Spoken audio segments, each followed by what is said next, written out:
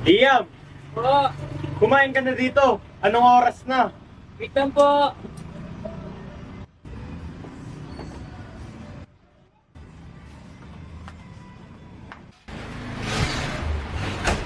Wala na tayo makain dito. Yung nanay mo, bihira na naman madala. Pwede na dito. Kailan po ba babalik si Mama? Eh, parang ang tagal-tagal naman sa abroad eh. Malay ko sa inyo. Aba, hindi naman pwede pinapakain kita dito ng libre. Wala naman akong napapala sa'yo. Tapusin mo na lang yung kinakain mo at matulog ka na. Sige po.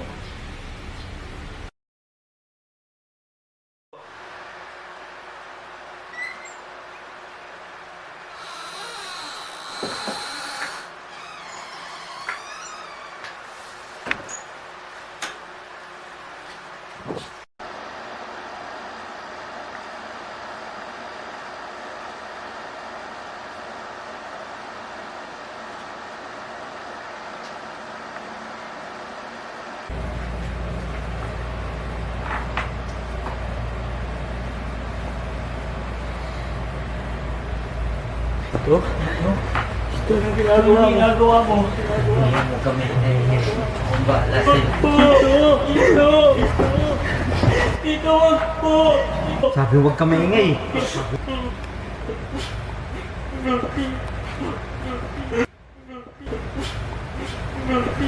Tito, wag po!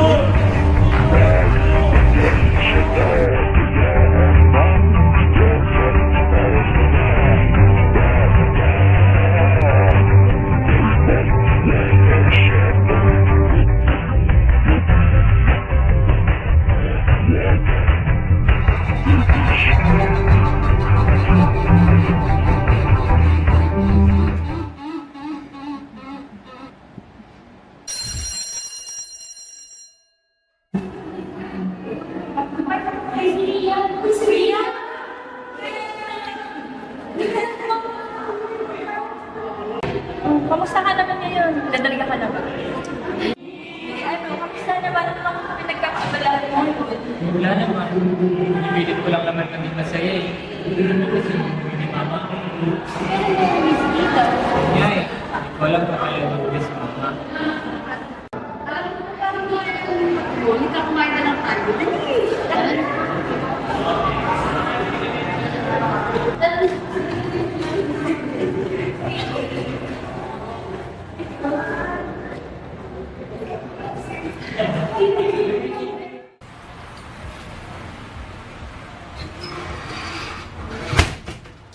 Saan ka galing? Halika nga dito.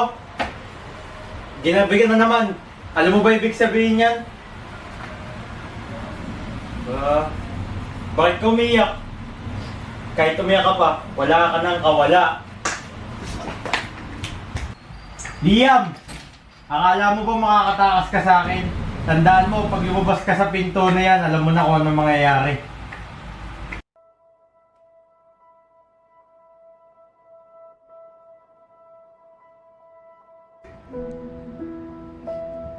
Siguro mas nanaisin ko pa ang tunog ng ingay sa labas ng bahay nito bukod sa malumanay na huni ng LSC na parating umuugong sa aking mga tenga. Kailan kaya makakawala ang aking mga paghigbi sa labas ng apat na sulok ng kwartong ito upang makarating sa iba? May araw pa kaya na maririnig ang aking mga paghigbi? Na may tutugon sa aking paghingi ng tulong? Na may makikinig sa akin? At magpapalaya sa akin mula sa impyerno to?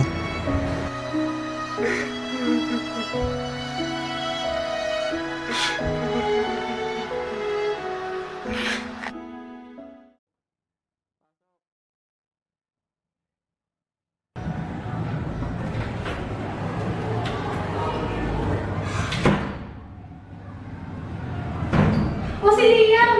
Liam! Hoy! Liam! Kailan pa naging imuwi ang pusitas sweater sa labang kain ko pa lang? Baka naman bago mo okay niya. Sabi na tayo natin, ha? Tara! Uy, Liam! Liam! Liam! Ay, si Uy! Kanina ka pa namin tinatawag kaya. Kaya nga, may ganyan consultation tayo mamaya ha. Baka kalimutan mo. Okay. Uy, Liam! Kanina pa tayo nahanap pa. Hindi ko din alam eh. Punta ka lang sa office niya. Ano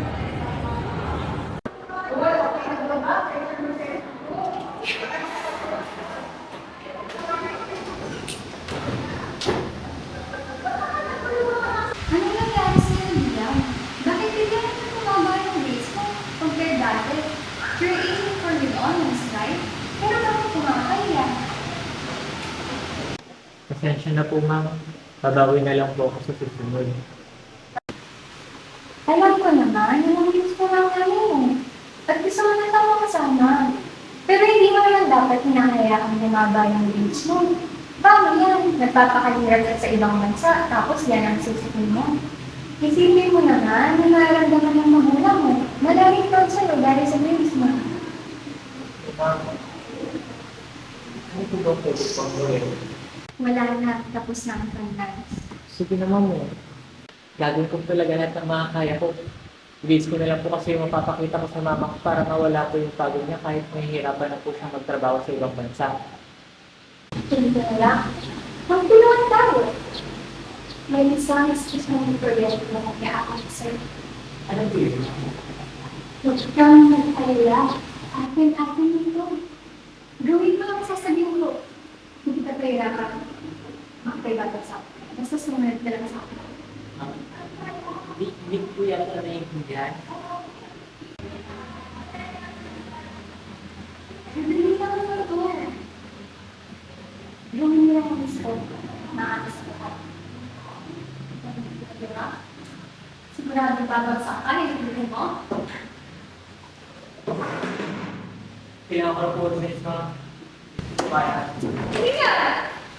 Hindi ka pwede umalis. Kapag umalis ka, ibabagsak kita.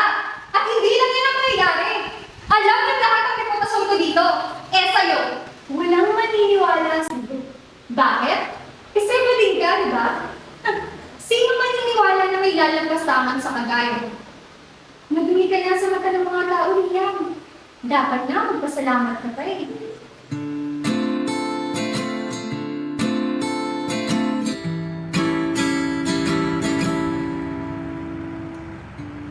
Hindi ako asong sunod, sunuran panay lamang oo. Anong tingin mo sa sarili mo? Hindi ako papel na blanco, sulatan kung kailan mo gusto. Anong tingin mo sa sarili mo? Di lahat ng gusto dapat masunod. Di lahat ng hiling dapat matupad mo. Di natalo ako sa kanyang lagas. Matagal kong kapit sa sarili ay pumipigtas. Pag sinabi kong ayaw, ayaw ko talaga. Di ako nagpapapilit, masyadong mahigpit ang kapit niya. Ba't pinapadapat pa nila ako parang ang may pakanan? Epekto ronong serbesa, ako pa rin ang may. Kung ipaghahambing ang dalawang basahang madumi, hindi sasabihin ng mga tao na mas madumi ang isa. Pagkus ay sasabihin nilang parehong madumi ito. Pero, bakit kahit ilang beses na ito nangyari ay padumi pa rin ang padumi ang tingin ko sa aking sarili? Hindi ba dapat? Dahil sa mata ng lipunan na isadya na akong madumi sa pagkakataong pinili kong sundin ang puso ko at hindi ang kanilang definisyon ng pagiging babae at lalaki. Di lahat ng gusto dapat masunod.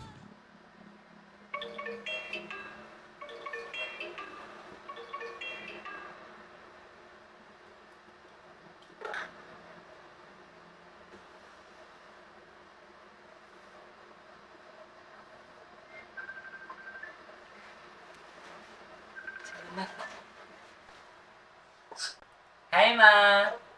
Hi na. Ma, miss na kita. Kailan daw po ba uuwi?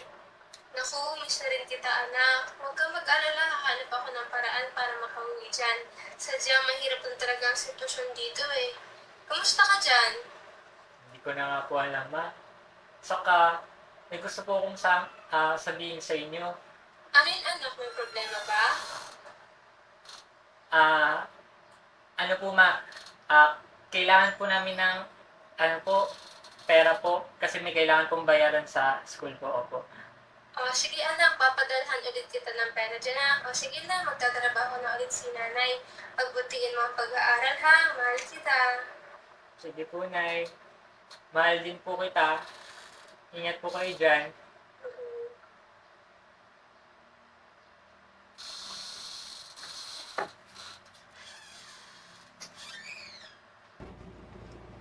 Maalam ka naman palang sumunod, Liam. Hayaan mo. Hanggat sinusunod mo ako, walang makakalam sa nangyayari. At wala tayong magiging problema, okay? Opo. Okay ba? Opo.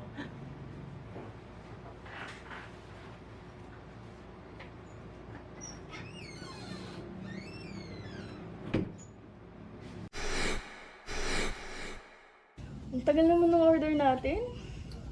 Gutom na ako. Parang tahimik ka ata, Liam. Oo nga, kaya nga tayo nandito para i-celebrate yung grades natin eh. Alam mo, Liam, pag may problema ka, magsabi ka lang sa amin, ha? Huwag kang mahiya. Naalala niyo pa yung kwento ko nung nakaraan. Dapat babagsak ako sa subject na yun, pero nakapasa ako kasi. OMG, Liam, ang galing mo doon talaga. Never doubted you. Alam mo yun, pero inyo magta-third year na tayo. Ay, naku, worth it talaga natin pag-iirap natin. Iba talaga ang Liam. The best Yes. ka talaga. Congrats natin, guys!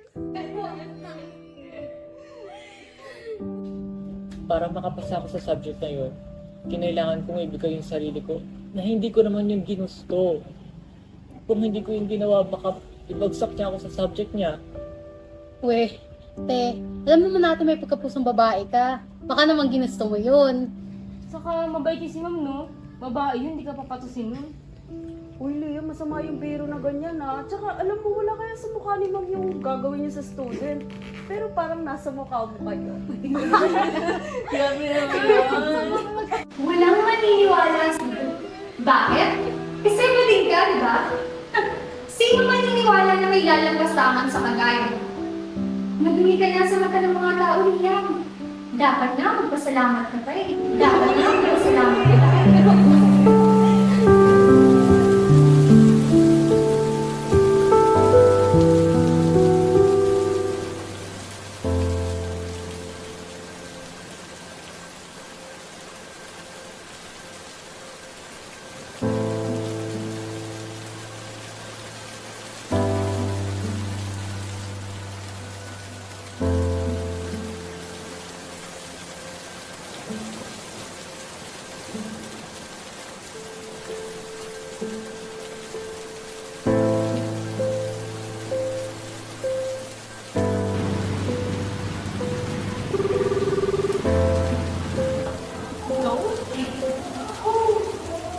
Ano sa'yo? Kumusta ka na? Kumain ka na ba? Ha? Hindi na boses mo. Ano nangyari? May gusto po sana akong sabihin sa inyo. Ha?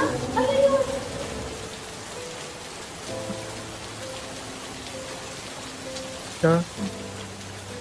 Pinagsasamantalahan po ko ni Tito.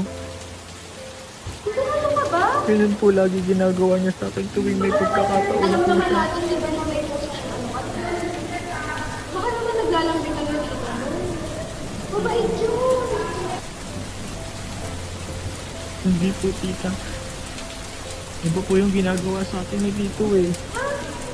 Eh baka naman, alam naman natin di ba na ano, na pusong babae ka. Wala nyo, naglalambing yung tito mo. Ha? Sige po, tita. Pero, oh, sige na magtatrabaho pa ako.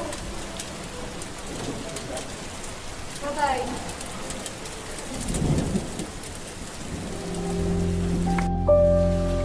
Wala nyo, naglalambing yung tito mo.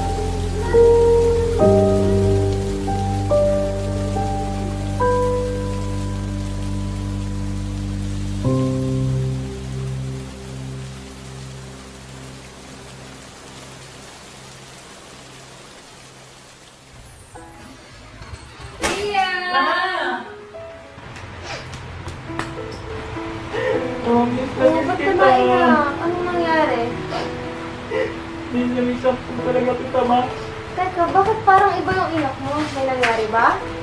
May pasalubong ako sa'yo. Teka.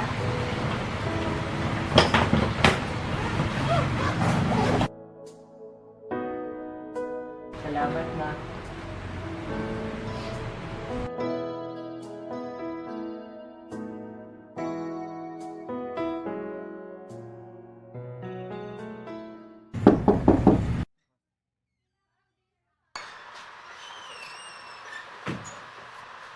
Anak, Liam, gising na.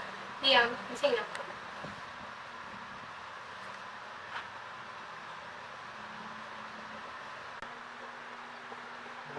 Morning.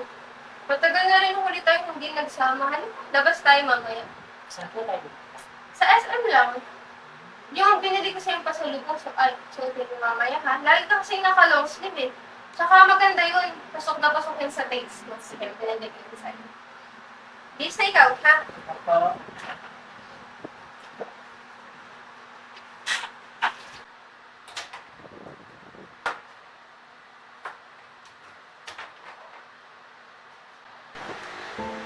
Anak, ano yung mga pasama?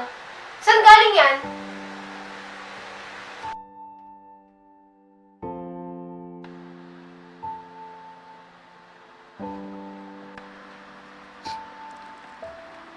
Ma.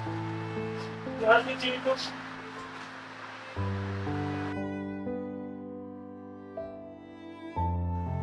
Ma, si Tito po. Si Tito po gumawa sa akin lahat ng to. Binabo niya na po ako nun nung wala pa kayo. Ma, sinubukan ko naman na magsabi sa iba pero wala pong naniniwala sa akin eh.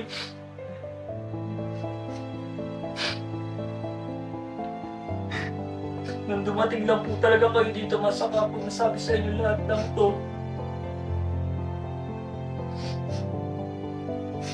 Tarantado yun ah. Hindi kita iniwan dito para murarain ka. Para gaguhin ka. Bakit ginagawa sa'yo yun?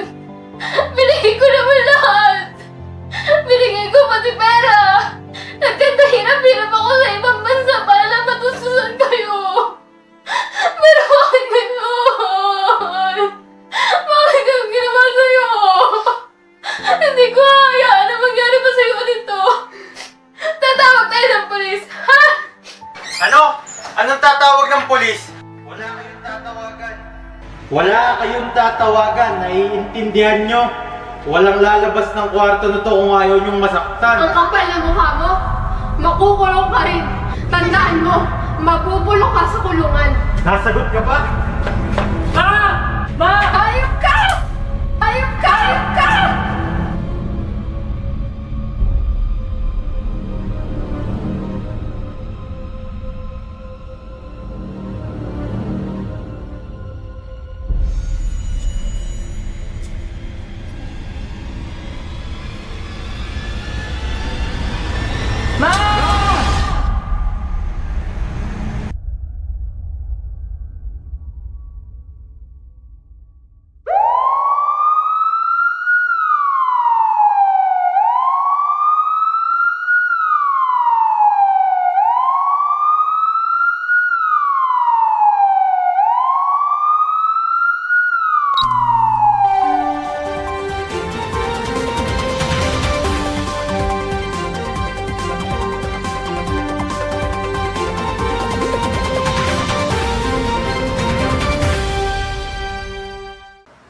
Isang lalaki mula sa Cavite, patay nang umanong hindi sinasadyang masaksak ang sarili mula sa pakikipagbuno sa kanyang kapatid.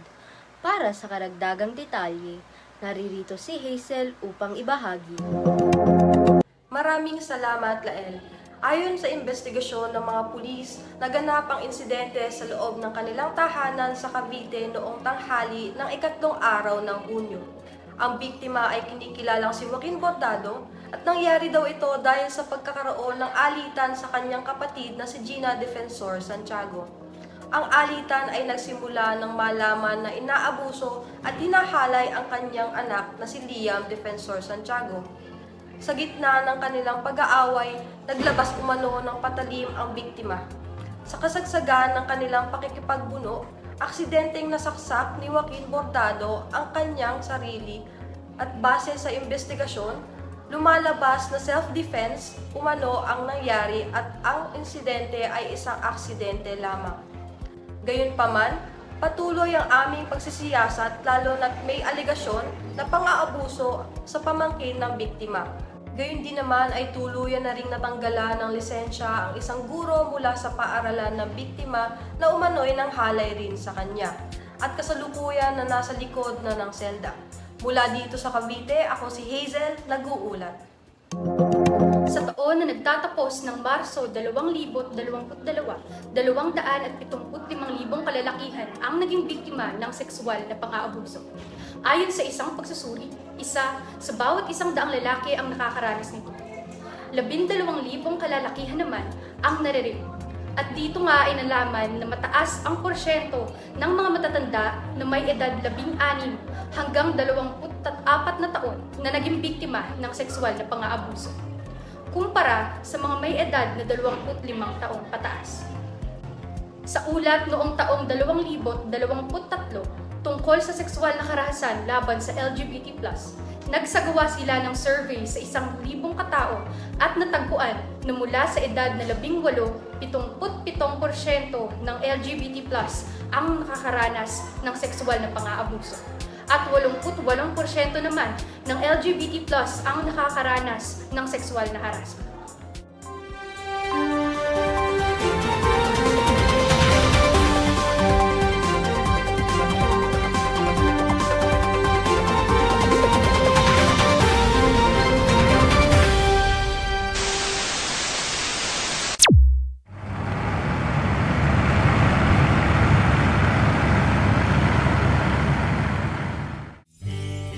Ang huli ng LSC ay palaging nariyan. Isang walang humpay na paalala ng bawat gabing puno ng sakit at pang-aabuso. Sa bawat pag-ikot nito, ramdam ko ang malamig na hangin. At sa loob ng mahabang panahon, ang tunog ng LSC ang naging aking tagapagpantay. Isang saksi sa mga trahedyang paulit-ulit na naganap sa aking buhay. Sa bawat pagkakataong sinubukan kong magsalita, ipinagsigawan ng aking karanasan, tila walang gustong makinig. At sa lipunang ito, kapag ang isang bakla ay nagsalita tungkol sa pang-aabuso, madalas itong sinasalubong ng pagdududa at pangungutya. Nawawala sa hangin, hindi naririnig, hindi pinaniniwalaan. Ang aming mga kwento ay binabaliwala. Ang aming mga boses ay pinapatahimik. Ako'y iniwan sa aking sariling katahimikan, sa aking sariling bangungot. Habang ang LSC ay patuloy na umiikot, hindi nagbabago, hindi nakikiramay. Ang huli ng LSC ang nagsilbing paalala ng aking pagdurusa, ngunit ito rin ang naging simbolo ng aking lakas at determinasyon.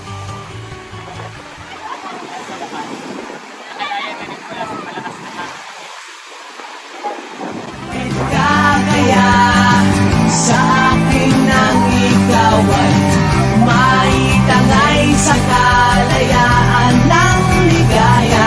Tayo na, ika'y magtiwala sapagkat ngayong gabi ako ang mahiwagan. And it's true.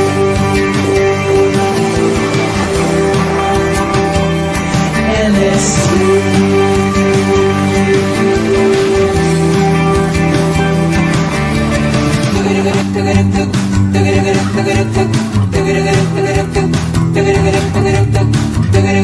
Tuguruk